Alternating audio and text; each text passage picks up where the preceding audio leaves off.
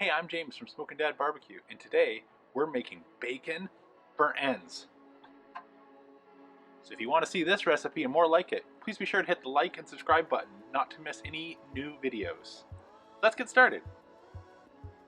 Alright, let me bring you up to speed on what I've already done getting ready for this video. So starting last week, we got some fresh pork belly from Costco. It already comes in slices, so I've just cut it in half. And then we've gone and cured the pork belly so that we have some bacon. So curing is just extracting all the natural water out of the meat and turning into a firmer cured meat, getting ready for the smoker. So to make our cure, I used a lot of Diamond Kosher crystal salt. I'll put the exact amount in the description below. Some brown sugar, maple syrup, smoked paprika, some red pepper, chili flakes, and mixed it all together and covered our pork belly really well. We then put that in Ziploc bags, and every morning I would just flip it so that we're drawing the water out of the pork belly throughout the week. And then when it was all done last night, I rinsed it off really well. So I started with a good rinse, and then I put it in a container with a bunch of ice and did about a 2-hour soak in an ice water bath. And that's just going to extract some of the salt. There'll still be plenty of salt to taste, but I've done this a few times and found it a little bit too salty if you don't rinse it really well or give it that ice water bath. Patted it dry, put it on this cookie rack overnight, and put it back in the fridge to let it dry out so it just becomes a little bit drier. So we are now ready, fast forwarding a week, to start making our bacon burnt ends. Okay, so these are still going to render down quite a bit once they get on the smoker. So we're going to make these a little bit larger than your normal brisket burnt end or pork belly burnt end if you had them before. So we're going to cut them into cubes about 1.5 inches wide. So I'm just going to go ahead and start slicing our pork belly into cubes, and then we'll be ready to season them.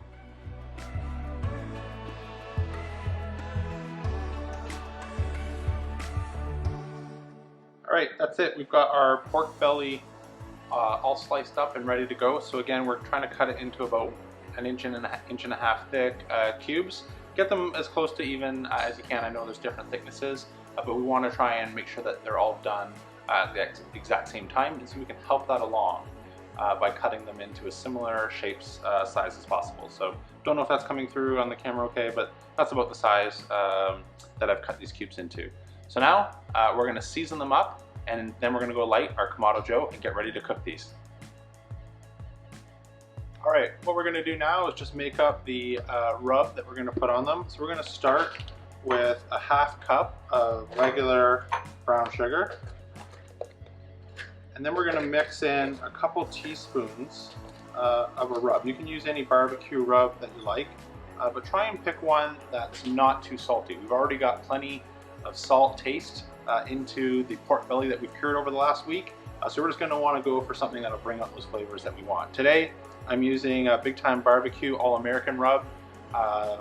This one has lots of sweet and a little bit of spicy undertones to it, and I think it's going to mix great with the bacon burnt ends that we're making today.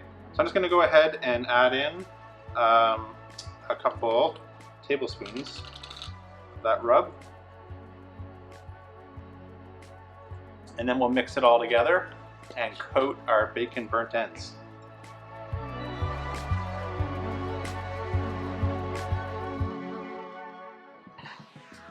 Alright, so you guys know what time it is now. It's time to fire it up. Let's go get the Kamado Joe up to operating temperature. Meet you out there. Alright guys, we're ready to light our fire. I've already cleaned out the Kamado Joe from a previous cook, so I'm not going to show you that part since it was done already, but it's pretty simple. Just remove the ashtray, dump out your ash, ready to go. I need a little bit more big block for this cook, so I filled in what I need, and let's get ready to light our fire. So to light our fire, I'm just going to use one of these Fogo fire. Okay, just going to bury this in to the charcoal a little bit, make sure there's some airflow. And what you can't see underneath the charcoal here is before I added the charcoal, I put a couple larger chunks of cherry wood for smoke right on the bottom of the charcoal basket, then added my coal. I love adding some wood underneath the coals because you get a long smoldering smoke. versus some of the chips or chunks up top tend to burn more quickly. So I'm going to see where the fire is, and then I'm going to add these just around the outside and get a little bit of smoke on the bottom and the top. So let's get started and light it up. Okay, so we're just going to give that a couple minutes to start to come up to temperature. I've got the iKammand control tower top wide open, the bottom draft door wide open, and when we start getting a little bit of heat, we'll add in our divide and conquer system. All right, now that we're starting to get some heat, let's add in our divide and conquer. And the few extra cherry chunks that we have. Just place those around the outside the fire. Lift into place. Divide and conquer.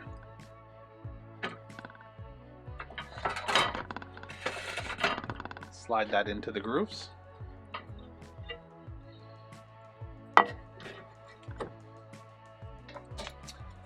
So today I'm going to be using the heat deflector plates versus the slow roller, since I want to get a drip tray to catch some of that bacon grease coming off of our pork belly burnt ends. So while the grill's just coming up to temperature, I don't want to block that heat. So I'm going to go ahead and place the heat deflectors in position, but on a very wide spread out manner so that the heat can still come up and get temperature into our dome. And when we get a little bit closer to the 250 degrees that we want to cook at, we'll go ahead and close those into position. All right, our dome's reading 250, which is the temp that we want to cook at, so it's go time. I've already closed the bottom draft door to about 2 fingers width. It's time to put our deflector plates into position, add in our drip tray, and start adjusting the top vent to get the temperature that we want. So I've gone and put the deflector plates on the bottom position. So I want a nice large gap between everything. And I've put the grid half moons on the top position of the divide and conquer.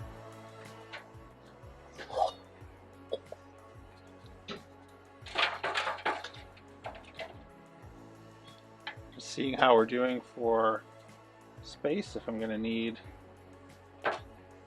the grid expander or not. And when we set these on, we're just going to try and get just a little bit of an air gap so that smoke gets all around our pork belly.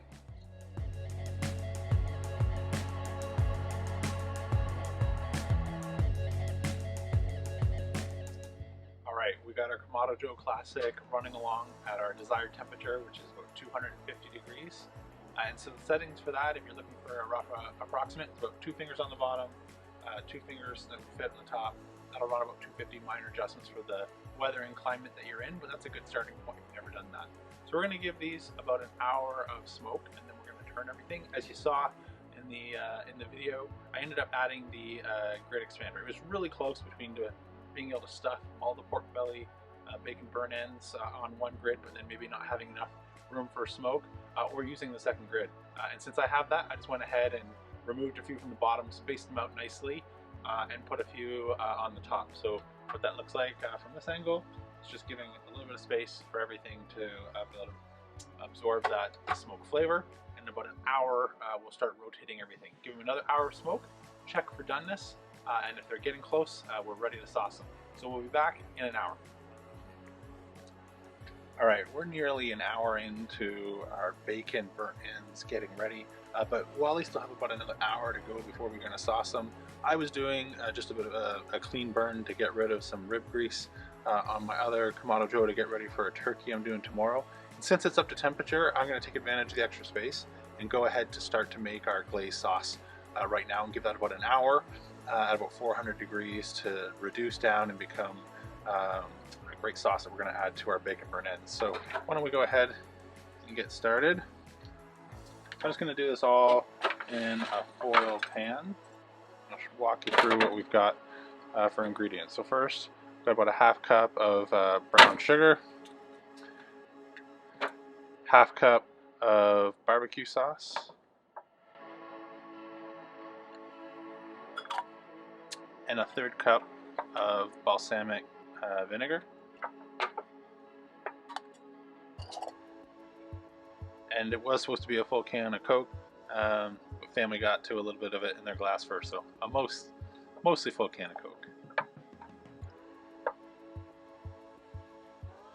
It's way too liquidy right now for our burnt ends, but this will firm up nicely over the next hour until it passes the back of the spoon test.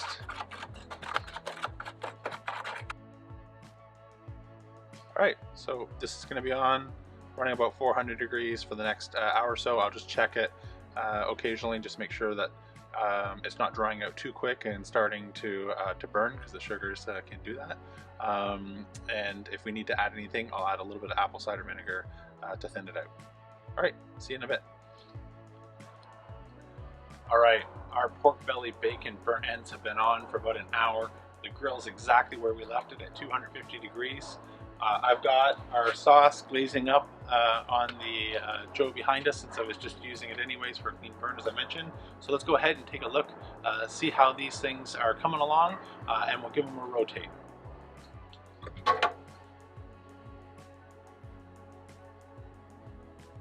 Alright, so these are coming along nicely. I'm just going to go ahead and give them a turn so we don't get any burning.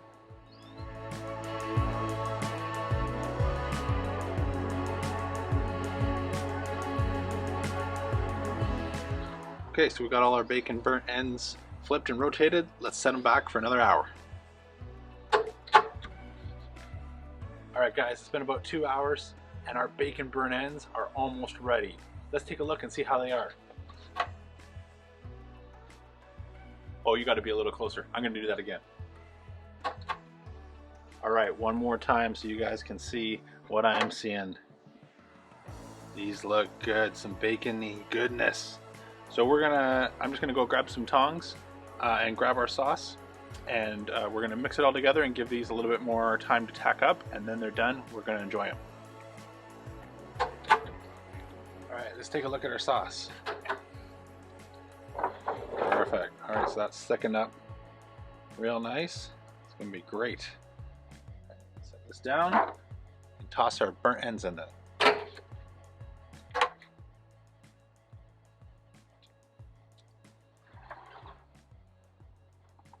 It's hard to resist the temptation just to start grabbing these right now, but it's going to be even better once we get these guys sauced up.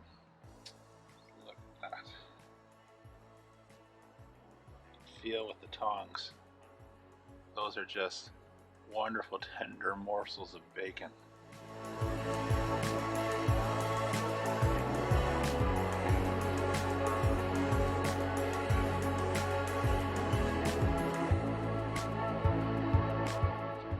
Alright, those are looking really good. Let's give that about 10-15 minutes just for the sauce to tack up. Alright guys, I hope you enjoyed today's cook. As you can see, our bacon burnt ends are done and they're not going to last much longer. So I'm going to sign off.